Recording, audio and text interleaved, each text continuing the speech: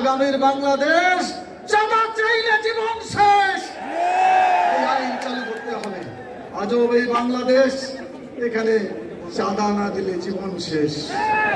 আগামী দিনে জাতীয় সংসদে শুধুমাত্র ইসলাম চলবে, কোরআন এবং সুন্নাহর আইন চলবে। মানুষের তৈরি করা কোনো মতবাদকে জাতীয় সংসদে আজ যেতে দেওয়া যাবে না। ইসলাম যেখানে থাকে সেখানে শান্তি থাকে, যেখানে ইসলাম নয় সেখানে শান্তি থাকতে পারে না। সেখানে দুর্নীতি বাসা বাঁধে, মুনকার ফিতনা ফাসাদ বাধা বাঁধে। আপনারা দেখেছেন পাকিস্তানের 24 বছর আর বাংলাদেশের 54 বছর যোগ করলে হয় 78 বছর।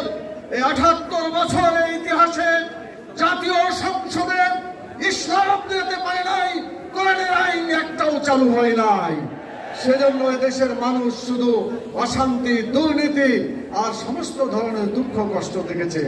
আমি আপনাদের জিজ্ঞাসা করতে চাই, আপনাকে দুঃখ কষ্ট আর চলতে দিতে চান? যদি না চান, আগামী দিনে জাতীয় সংসদে শুধুমাত্র ইসলাম চলবে, কোরআন এবং সুন্নাহর আইন চলবে। মানুষের তৈরি করা কোনো মতবাদকে জাতীয় সংসদে আজ যেতে দেওয়া যাবে না। এটা যদি আপনারা করতে পারেন, আমরা সুখে এবং শান্তিতে বসবাস করব। রাসূল সাল্লাল্লাহু আলাইহি ওয়াসাল্লাম বলেছেন, অন্যায় দেখলে হাত দিয়ে প্রতিহত করো, না পারলে পারে মুখ দিয়ে চিৎকার করো, না পারলে অন্তর থেকে প্রচেষ্টা চালিয়ে যাও। আমরা অন্তর দিয়ে অনেকদিন প্রচেষ্টা চালিয়েছি, এখন চিৎকার করার সময় এসেছে। আমাদের এখন শক্তি দিয়ে অন্যায়কে, দুর্নীতিকে প্রতিরোধ করার সময় এসেছে। আপনারা কি রাজি আছেন প্রতিরোধ করতে? সেজন্য হাদিসের পরিভাষা অনুযায়ী আসুন আমরা অন্যায়কে প্রতিরোধ করার জন্য এগিয়ে যাই।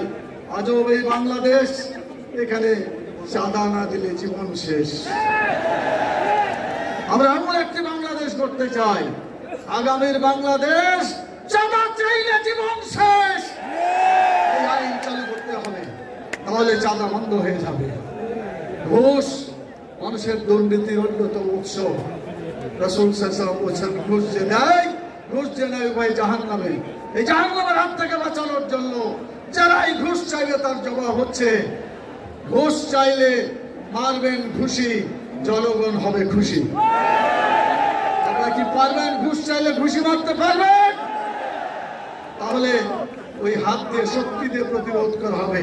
তবে আমরা বিশ্বাস করি আইনসম্মত ভাবে, রাষ্ট্রীয় ভাবে আল্লাহর আইন চালু হবে। শক্তি দিয়ে অন্যায়কে, ফিতনাকে, দুর্নীতিকে চিরদিনের জন্য স্তব্ধ করে দিতে হবে। আপনারা কি রাজি আছেন? যারা যারা রাজি আছেন দুই হাত তুলে আল্লাহর কাছে দেখান। আল্লাহ তাআলা, তুমি বাংলাদেশকে দুর্নীতিমুক্ত দেশে পরিণত করো, তোমার আইনকে বাংলাদেশে তুমি চালু করে দাও। রব্বানা তাকাব্বাল মিন্না ইন্নাকা